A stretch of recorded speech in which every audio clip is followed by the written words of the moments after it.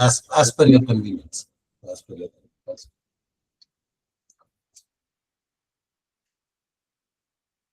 Garima, we can start. Good evening, ladies and gentlemen. I am Garima, an intern with DRaS-Praghna Research Writing Program.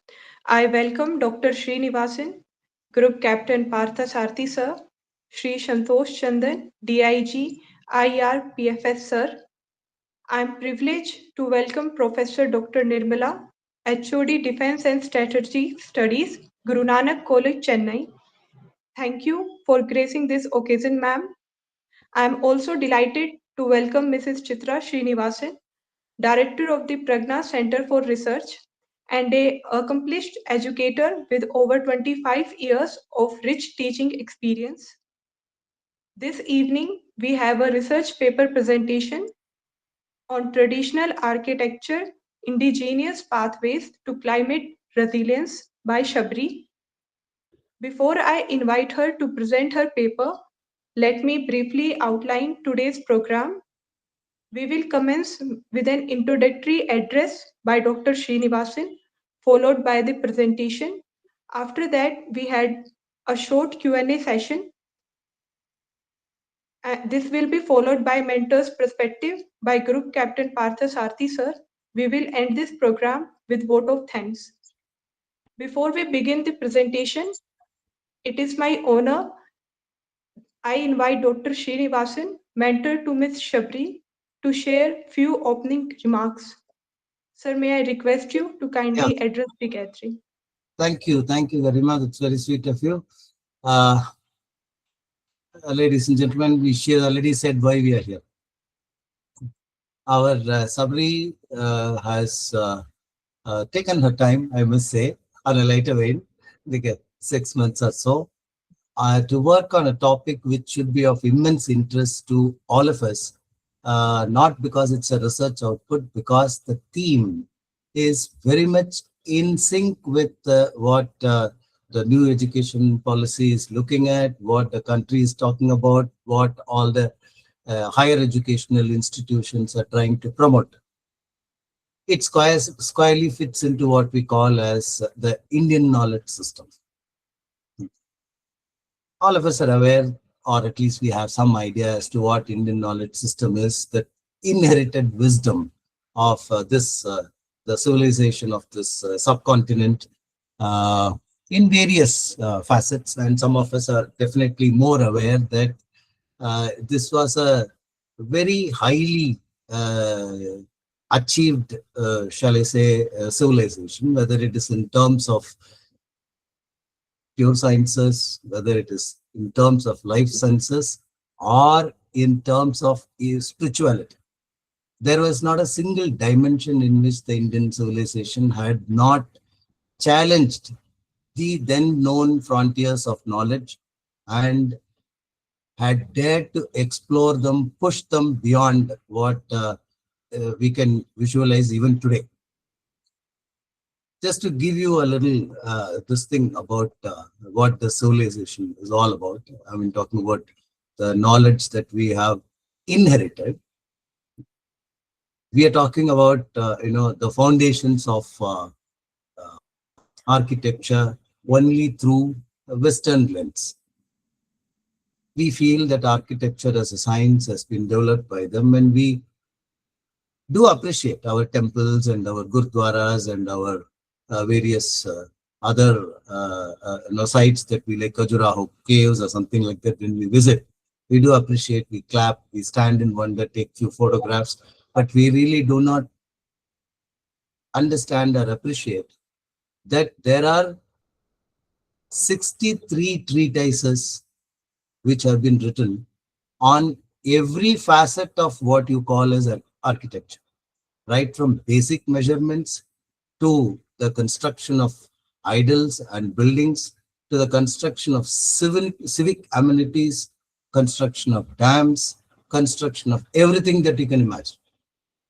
Okay. The amount of investigation done by our ancestors in this dimension is so amazing that you find that whatever their prescriptions in those days, have stood the test of time, and they have proved to be climate sensitive, they have proved to be sustainable, and they still stand. We are all aware that bridges and flyovers built few years back have collapsed like pack of cards. But take, for example, the dam built by Karikala across the river Kaveri. It is standing for 1,000 years now, nothing is happened. That is the beauty. Okay. And we all know that 1,000 years before Rajaraja built the famous Brihadishwara temple, right? In the place where I stay, there is a temple built by Rajaraja's predecessor, Kulotunga, 1,300 years before. Okay. The temple is absolutely intact. Okay. And what is more intact is the way they have landscaped around to preserve the native species of trees, cultivate water sources, provide for sustaining agriculture and various other activities. We just look at our temples and monuments as merely religious institutions, but they are not. They are life-sustaining systems if you actually carefully study them. So is the case if you take, for example, all of us must have heard about Aryabhatta, Hariharan. We had explored the space beyond human imagination even today. And all of us, at least some of us, will be aware that even the NASA had undertaken at least 40 known studies into what we call as Surya Siddhanta. And the Surya Siddhanta, which describes how astronomical bodies are to be measured, how they have to be studied, what are the distances to the sun, moon, various other planets in the solar system, what are their dimensions, how do they attract or distract from each other, how do they go around with each other, have all been proved by what we call as modern science. In fact, NASA studies have revealed that there is hardly 0.10% of error in the calculations given by Surya Siddhanta as in comparison with what we have found with our Hubble telescopes and God knows whatever else we have developed. So is the case. Like since the doctor is online, I would definitely like to mention Susruta and Charaka Samhita. Okay. The instrument, the surgical instruments that Susruta painstakingly describes as necessary for even conducting what today we call as cosmetic or reconstructive surgery are the same instruments that are being used by the medical world today. They're the same. Their shapes, their sizes. So the kind of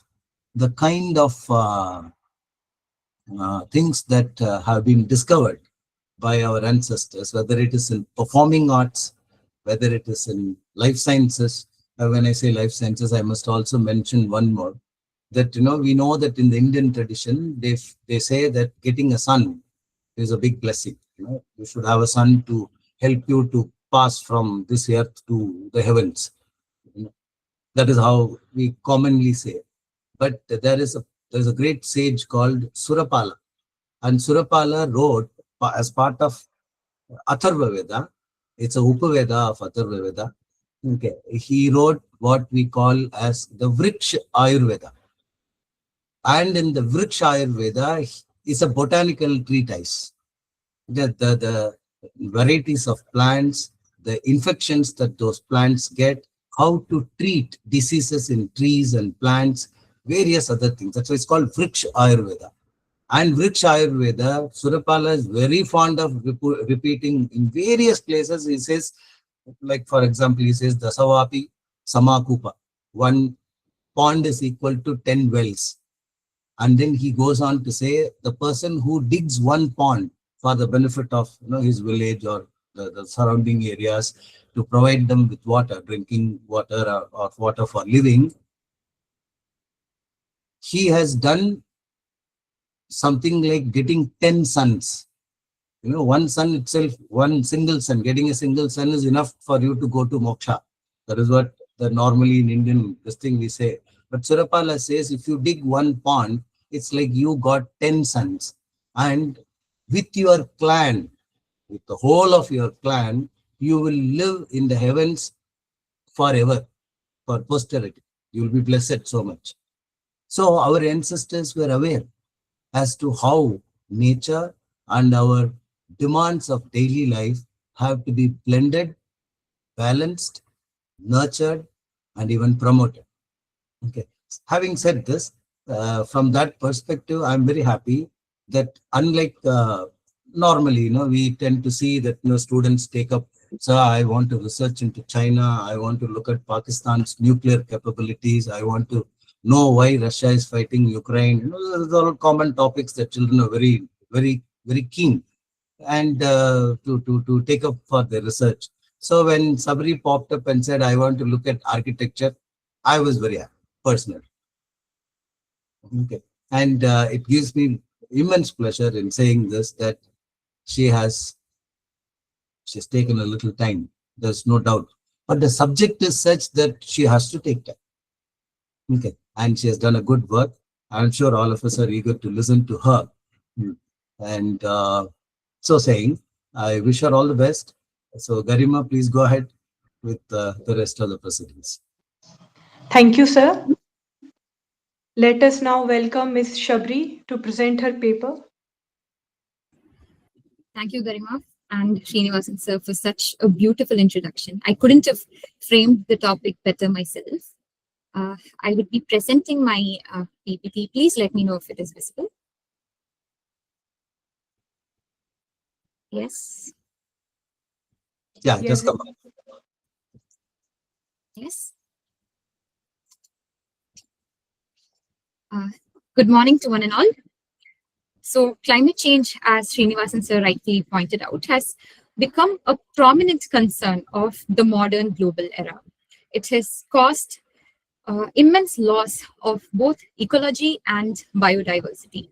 So in my search for a modern solution to this modern problem, ironically, I was led to the footsteps of traditional ecological knowledge, or TEK, as it's called.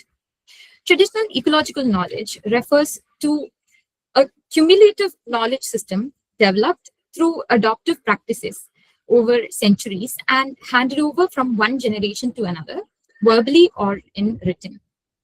India is a country rich in biodiversity and landscapes. It goes without saying that our country has developed an extremely rich repository of traditional ecological knowledge. With that in mind, I framed the objectives of my study. The primary objective of the study was to identify those particular features from our vernacular architecture that embody the principles of sustainability in itself, and to assess how relevant they are in the present climate resilience discourse from the policy perspective.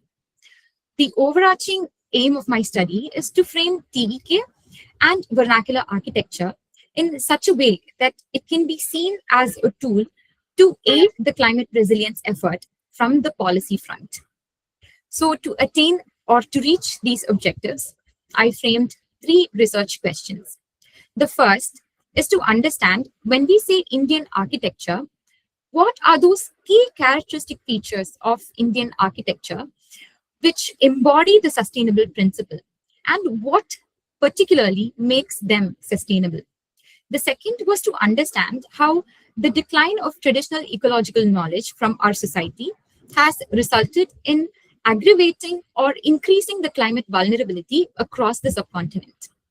The third, and perhaps the most prominent, was to understand how we can include traditional ecological knowledge in the policy framework to aid our efforts in combating climate change. The answer to these set questions were found through an extremely interdisciplinary inquiry. I utilized environmental studies, little bit of economics, policy, and architecture, and majorly through thematic exploration and interactions with secondary data sources from journals, research articles, etc. I was able to trace some characteristic features of India's architecture, starting from the Indus Valley civilization all the way till the colonial era. So what are these sustainable features that I've recognized? The first was the use of native resources. From the northern tip of India till the southern tip, one thing was common in all of our architecture. We hardly ever exported the resources required for our construction. We can take the example of Dilwara Temple in Rajasthan. More than its intricate carvings, the fact that stands out to me is that the entire marble structure was constructed using stones and marbles entirely procured from Rajasthan region. As we all know, Jainism promotes ahimsa. The school of thought itself is involved largely with the idea of non-violence, going beyond just human and animal aspects. Jainism promotes ahimsa towards the ecology as well. Even in Buddhism, we see this inherent feature where all of their constructions, including monasteries, were made in such a way that it does not disturb the natural environment, ecology, and especially the biodiversity. The second was that our constructions were not just to showcase grandeur or craftsmanship.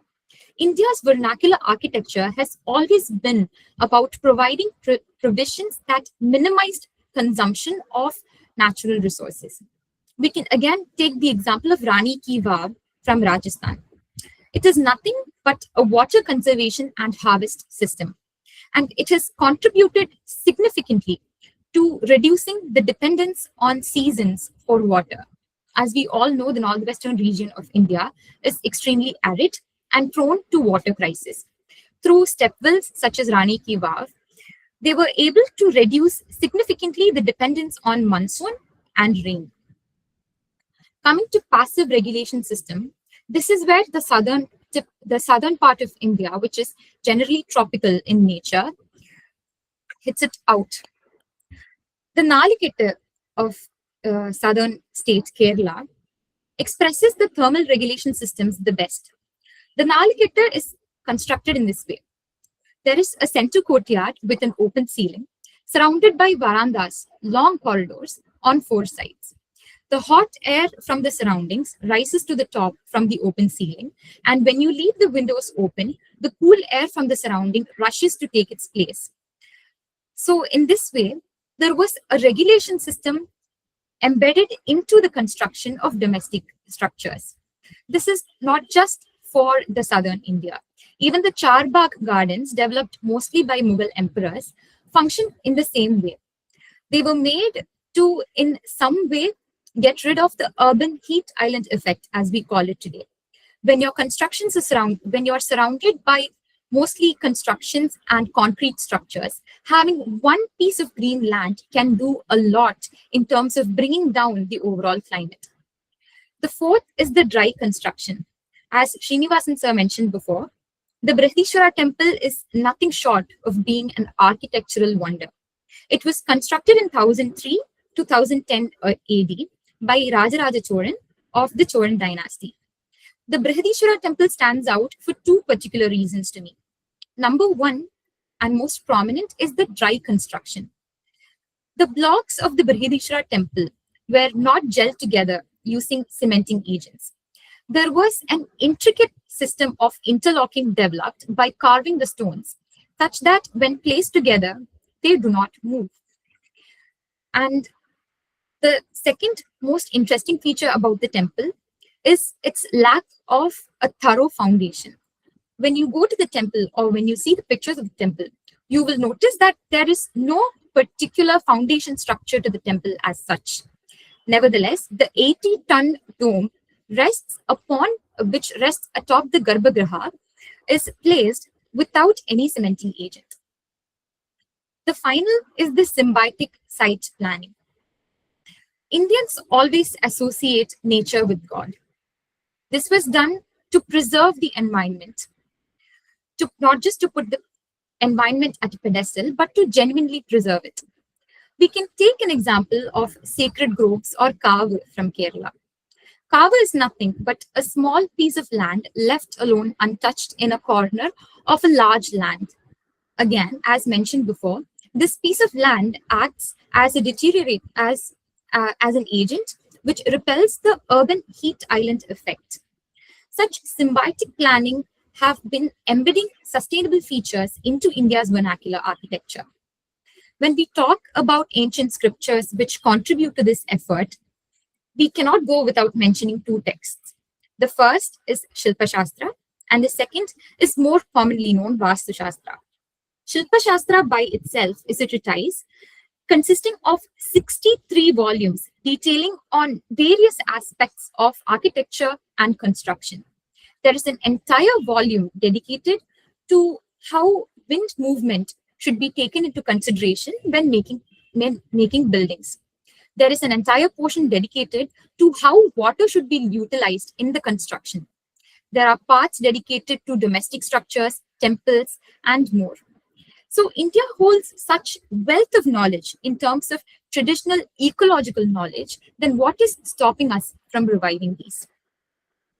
Recently, in the Magad region, which has been combating water crisis for the past 1 decade, because of exploitative irrigation facility, there was a revival of a traditional irrigation system developed all the way in the Mauryan Empire.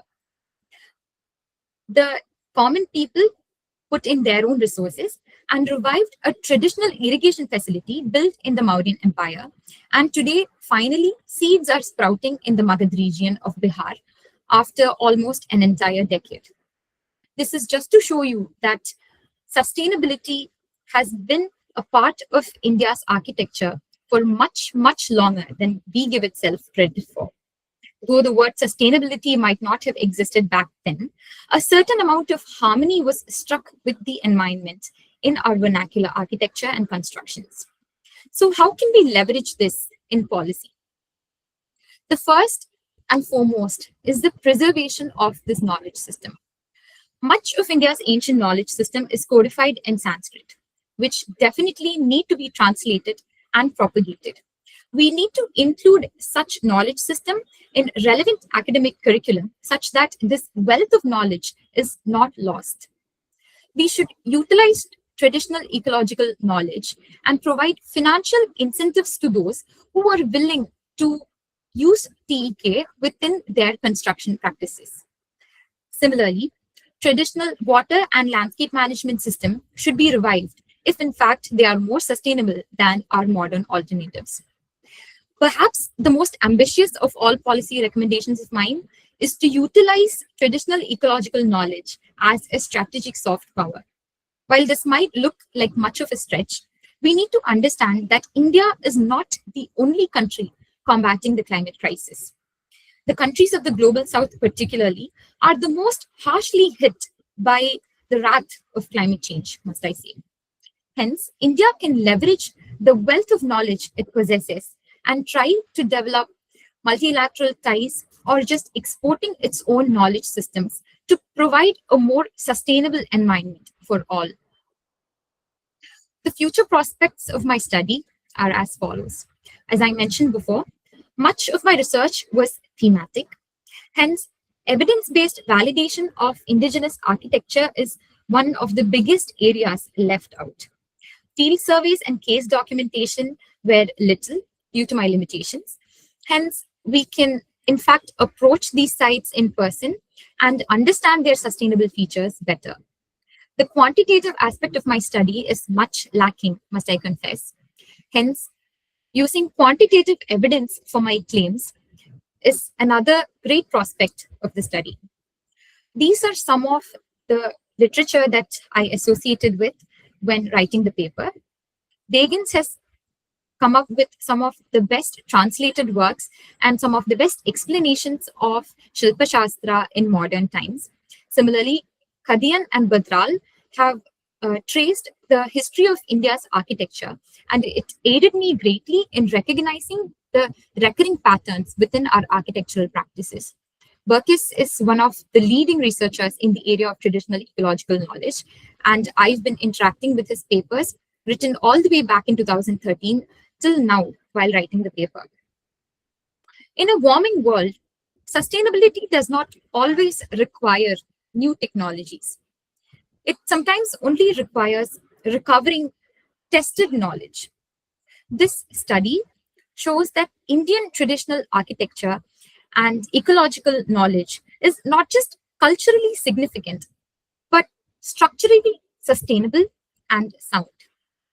Perhaps TEK is the way forward if India is to really meet the net zero emissions 2070. Thank you. Thank you, Shabri, for your insightful and well-articulated presentation. Your research clearly demonstrated how indigenous knowledge systems offer sustainable and practical responses to contemporary climate challenges. Your work reminds us that many of the solutions we seek already exist in our traditional wisdom. We simply need to engage with them meaningfully to build a sustainable and enriching future. I now have the privilege of inviting our special guest, Professor Dr. Nirmala, HOD, Department of Defense and Strategic Studies, Gurunanak College, Chennai, to kindly share her valuable perspectives. Very good evening. Am I audible? Yes, ma'am. Thank you. Respected Group Captain Srinivasan, sir, distinguished guests, and my dear students, a very good evening to one and all present here. It's truly a great honor and privilege for me to be here with you all today virtually. I extend my sincere gratitude to Srinivasan, sir, for this wonderful opportunity, for his unwavering commitment to the academic excellence and research-oriented learning. Sir, at the outset, I would like to appreciate the remarkable service that the Praghna Institute is rendering to the student community. Today, this is a rapidly evolving world. Classroom learning alone is not sufficient. Students actually need exposure, experience, and meaningful opportunity to apply what they are learning. This internship research program is a powerful platform that actually bridges the gap between the theory and practice that we have already witnessed by the Sabari. Today, she has spoken about the architecture and other things. My appreciation to Sabari. This transforms knowledge into insights and also insights into innovation. I would like to express a special my deep respect and appreciation again to Sir, because he is a true leader, and a true leader is not defined merely by rank or position, but by the vision, integrity, and the ability to inspire others. Sir, Srinivasan sir, you are really inspiring all of us. Very sweet of you to say that. Yeah, no, sir. Actually, the students, they should understand your presence. It makes a difference, lot of difference. So, though he is a decorated officer who served our nation with courage and commitment, but also a mentor who continues his service in a different yet equally powerful uniform, that of an educator and a nation builder. So, I think a few students are here. So, for them, I would like to share a few thoughts about the significance of research. Research is actually a foundation of progress. Every advancement we witness, it is as a result of research. It begins the curiosity with a simple yet powerful questions like why and how can this be improved. So curiosity leads to discovery, and discovery leads to innovation. And see, there are so many people are there to tell you about what research is all about. And for students, it actually builds confidence, it enhances communication skills, it encourages teamwork and instills discipline. So it also teaches patience and perseverance. And because not every experiment produces immediate success, remember, in research, failure is not defeat, it's a feedback. Every setback, it actually refines understanding and strengthens resilience. So you people, you interns are really extremely fortunate to have mentors like Group Captain Srinivasan sir, Chitra ma'am, Group Captain Parasasarthi sir, Professor Dr. Dua sir, and Santosh Chandran sir, Dr. J.K. Nair sir, and many more people are there to guide you. And these people, they actually possess academic knowledge. Okay, some have field experience, but I have to say that very few have the rare combination of both. That is deep theoretical understanding along with rich practical insights. That combination is invaluable. I hope everyone will accept this. So at this juncture, I would like to also extend my appreciation to the dedicated organizers. Your mentorship, encouragement, and belief in these students are shaping their confidence and directions. I must admit, this institution are shaping not just careers, but the characters. And that is the true foundation of national building. Hats off to all the mentors. Before I conclude, I would like to appreciate the intern who presented her today's research on traditional architecture as an indigenous pathway to climate resilience. Congratulations, dear. My sincere congratulations to Miss Sabari Hariharan for her dedication, clarity, and confidence demonstrated in your presentation.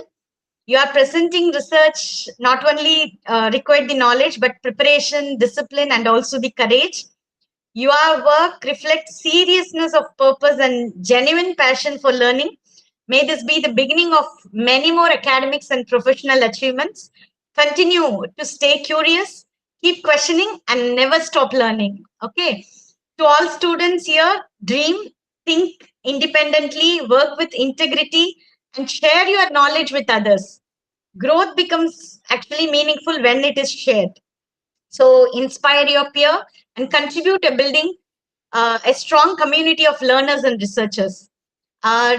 To conclude, I once again express my heartfelt gratitude and deepest respect to Group Captain R. Srinivasan sir, a true soldier in uniform and beyond it, a guardian of nation and the sculptor of this future.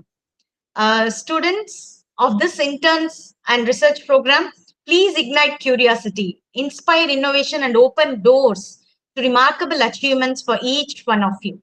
Thank you. Wishing you all very best and all excellence and success in all your journey ahead. Thank you. Thank you all. Thank you very much, ma'am, for your insightful and encouraging remarks. We are Thank you. truly grateful for your gracious presence. Thank you, Garima. We will now open the floor for short questions and answers. I request everyone to keep their questions brief and relevant to the theme. May I ask question? Please go Sabari? ahead, please. Yeah. So, what made you to choose this topic? Ma'am, I've always been interested in climate and climate change because initially I felt like it was not a big deal. And then the 2018 flood happened in Kerala. And I realized that climate change is, in fact, a real problem. It's not just a made up issue. And from there on, I've been keeping myself updated with climate change and the discourse related to it. And when I got the opportunity to decide on the theme for my own paper, I thought, why not go with something that I'm genuinely passionate about? And hence, I decided that I will work in the arena of climate change. Coming to traditional ecological knowledge, particularly, the author I mentioned before, Burkis, had an extremely brilliant, almost novel written called Sacred Ecology. So while searching for research ideas, I came across his book and I realized how even though India has such wealth of knowledge, unfortunately, we have not framed traditional ecological knowledge of India as a policy alternative. So from there, my interest grew and 6 months down the line, I have a paper. Good. Thank you, ma'am.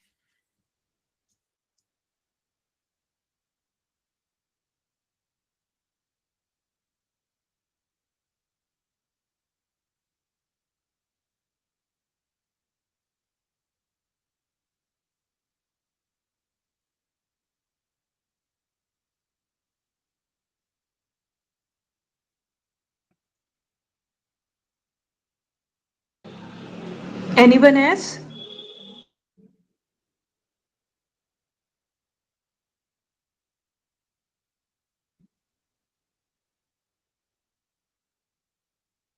Okay. Again, can you please explain about climate resilience? Climate resilience, though the name might sound fishy, actually refers to the frameworks developed to combat against climate change. So this includes policy alternatives like, say, promoting electric vehicles and as such. So climate resilience is the name for a framework developed to combat the consequences of climate change. As an individual, what we can do to fight against these climate changes? We can start with following the government policies first and trying to reduce single-use plastic. But I believe the most important is to call out people when we see them harming the environment. So on the road, it's easy to see people throwing waste around, throwing plastic around. We need to find the courage in ourselves to, number one, address and hold people accountable for their fault. That is where I would start as an individual. At the research level, definitely we need to conduct more work on understanding how climate change is impacting India. One of my previous works has been understanding how climate change itself can be a security threat to the country. So there are multiple dimensions to climate change, and we should start by, number one, holding people accountable to their actions, and number two, by understanding the various dimensions of climate change itself. Good. The way you are answering, it shows you are subject expert. Good. Thank you, ma'am. Anyone else would like to share a comment or a perspective?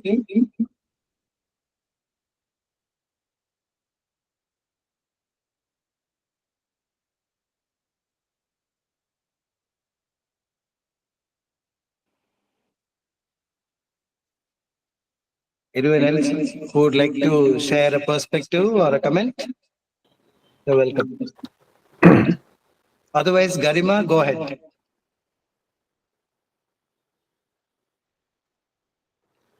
Thank you for engaging questions and thoughtful discussion.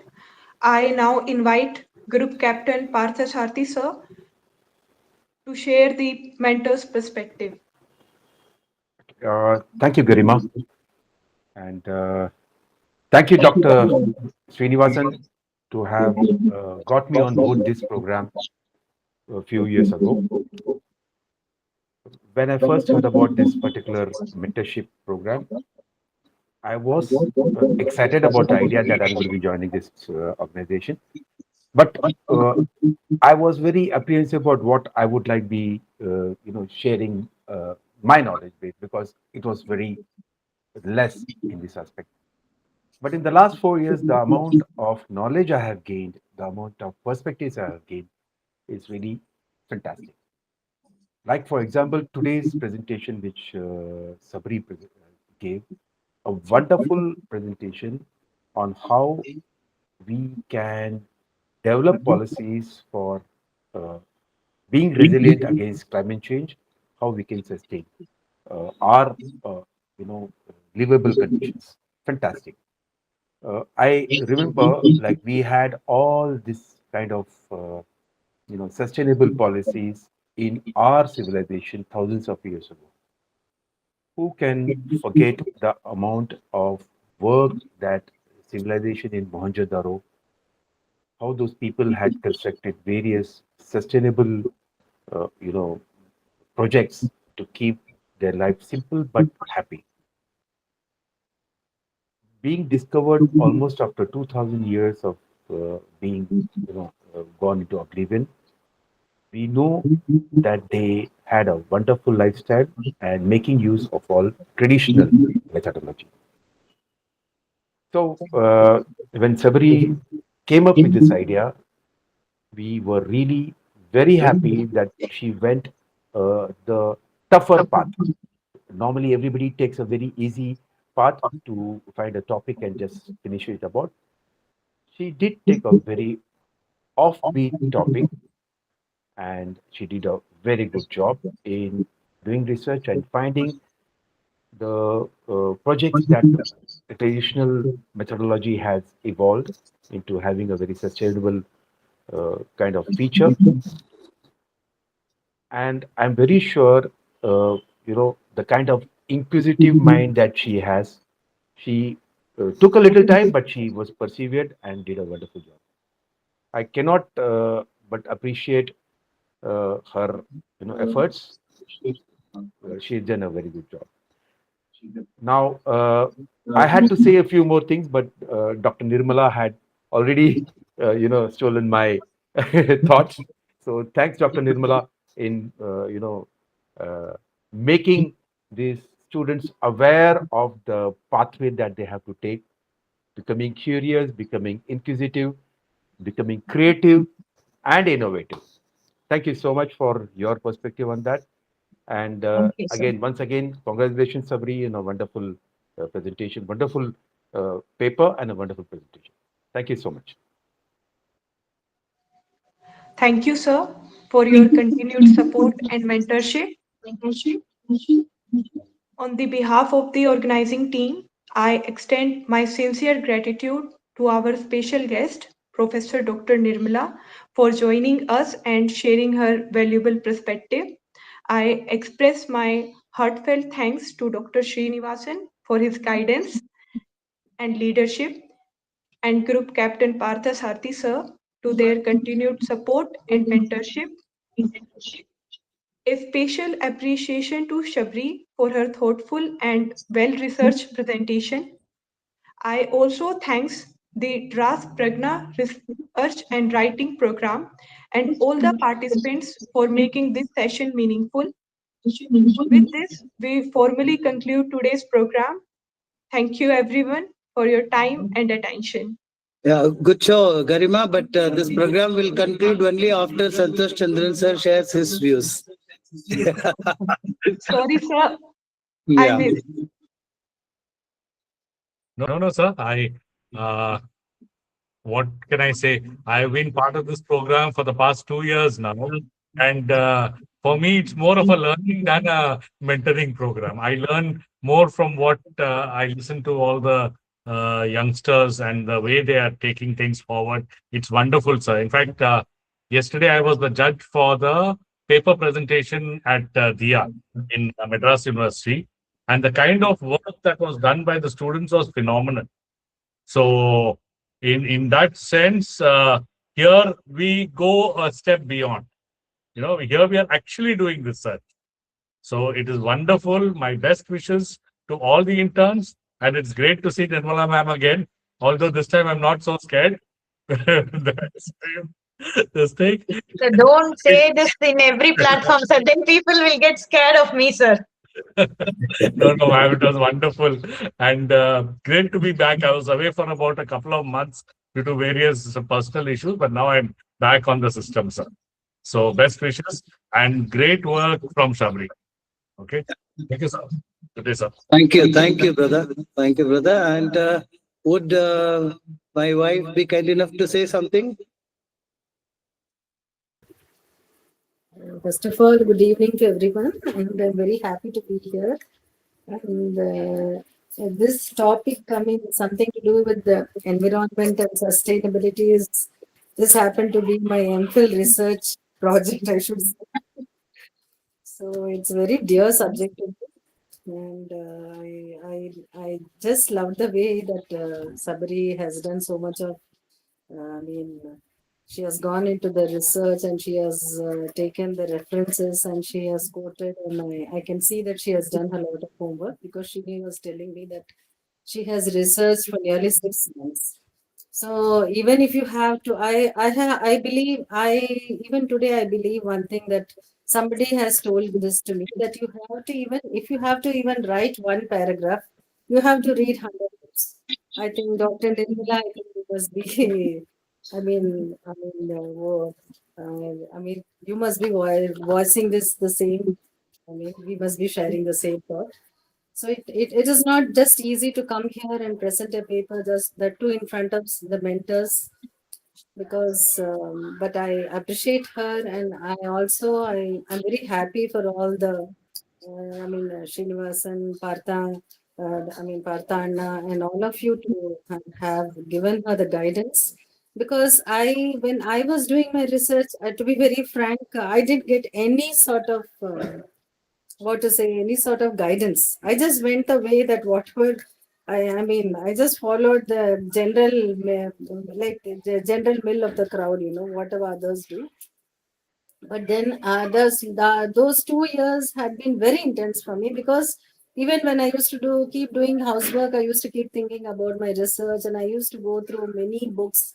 I used to take down the notes and everything, so I can understand. And I that was the time that even when I had to do for my MPhil, I was referring to one. Like there was one Dr. Shah Jahan, his book. I think the IIM Shillong, they were following that for the research methodology. So I was following that book for the research, and I used to take down notes. It was such a big book, and I used to take down notes and flowcharts and everything to make my study very easy. But then now the students are getting such good guidance, and I'm very happy. Of course, I'm not an active support, but I'm just a passive support. But of course, we share a lot of things. And I also recently, I believe, Dr. Nirmala, I must appreciate you. I believe it was a very well organized conference at Gurunanak College. So Thank all you, my ma'am. appreciation to you and your entire team. And of course, Thank to you so Sabri, I want to just tell. To Sabri, I just wanted to tell you that she is not actually, she can even go a little more deeper, because like we have got different structures for different sustainability, like for houses, for like it can start from mud houses to stone houses, like big imam baras, like how the cooling systems. I think, but whatever she has started, I think she can build upon it. So she can get even a PhD in this. She can be well guided, I'm sure. All the best to her and her future endeavors. And I'm very happy to meet all of you today, and also to be a part of this, because it's a very dear subject to me. That's what Srini was telling. No, today I think you'll enjoy this. And my best wishes to everyone, all of you. Thank you so much. Thank you so much, ma'am. I feel like a puffer fish which was flexing in front of a shark right now. But Srinivasan sir did not even once let it out that this was your area of interest, or that this was an area that you've worked so extensively with. And it is such a privilege to be given the opportunity to present in front of someone who already has such a wealth of knowledge in a field that I'm only stepping into.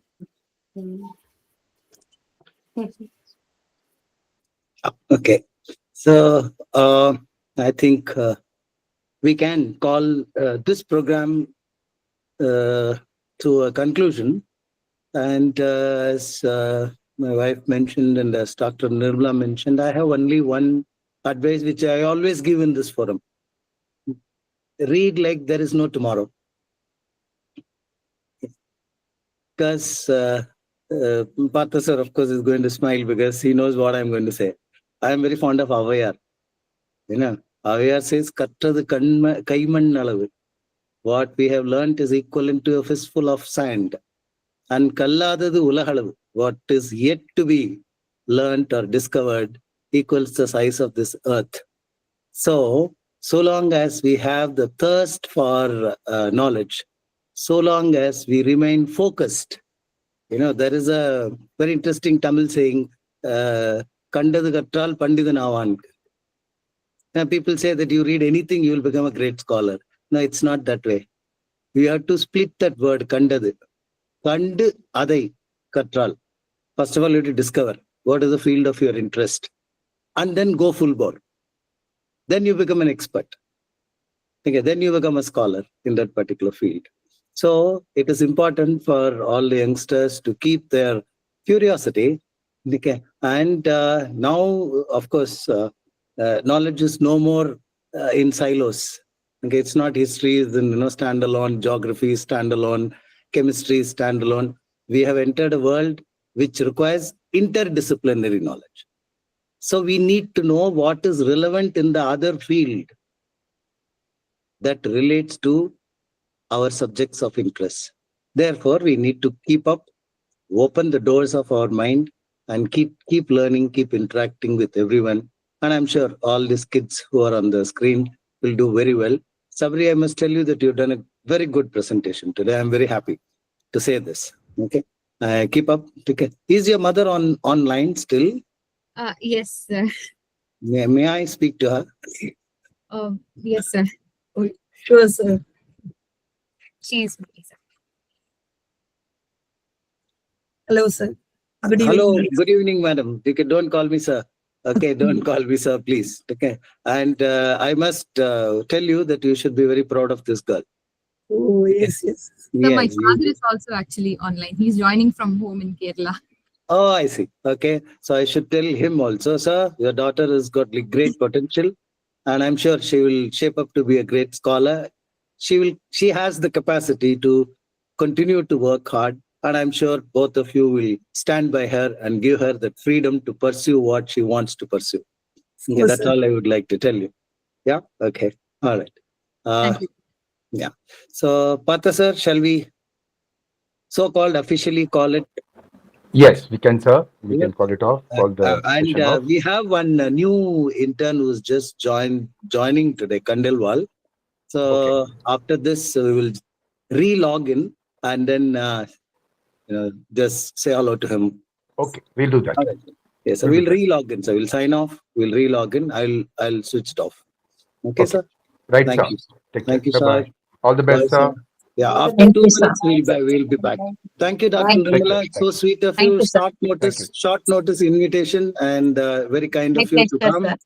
Thank Yeah. you. Thank you. Yeah. Thank you, sir. Yeah. Thank you, sir. Thank you, Bye, sir. sir. Thank you. Thank you. Thank you. Thank you, sir.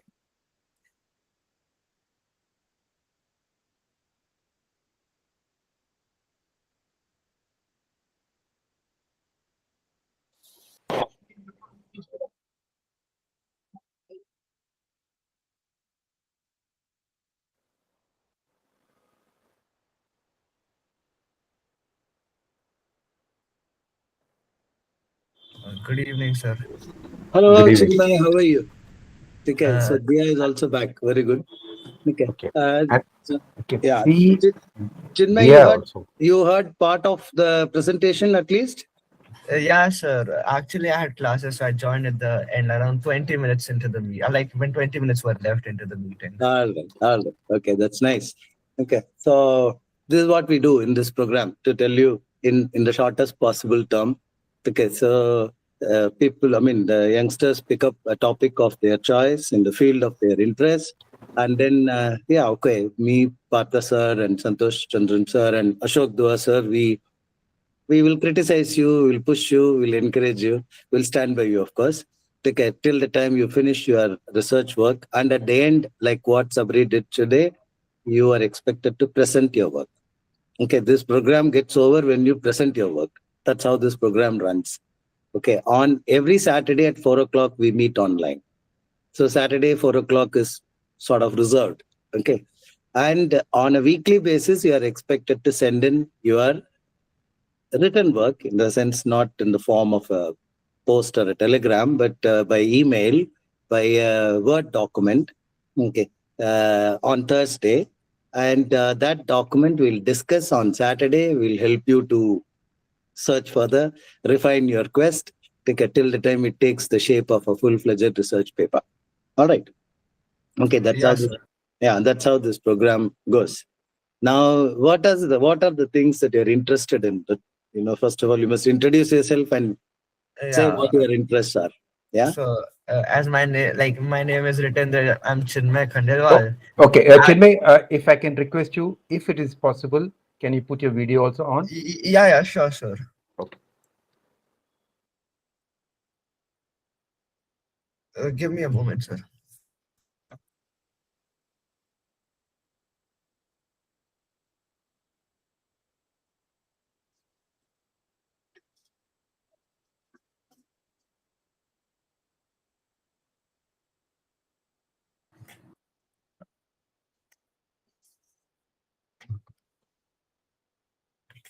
Uh, am I visible, sir? Yeah, now you're visible, Chinmay. Okay, great. Yeah, sir. Yeah, so actually, currently I'm studying, like I'm in my second semester for engineering. Right now I'm in Sikkim for the for my college. Yeah, and for research, actually, it varies a lot because I find a lot of things interesting. Like one day, it can be philosophy, it can be any science. When we talk about science, I mostly like physics. So it can be any like anything from the physics department, or like any theory in mathematics. So actually it varies a lot. Anything that I find interesting, I might research on it. Like it it drives me to know more about it. So it all depends ki what I want, like what particular thing captures my interest on that subject. So yeah, if I like pick one subject, obviously I'm gonna research on it a lot and like get everything. And like what happens is when I'm working on a topic, so when I like dive deep into it, I get multiple references to other things in that discipline as well. So I branch out and I learn about all those things. So it goes that way at the moment. Okay. As I understand, you have, as of now, not picked up any specific No, subject for a research. Okay. no. In this program, we normally do not take up any science-based Yeah, research. Okay. We concentrate morely on international relations, defense studies, strategic studies, security, okay, national security, international security, such subjects. We also talk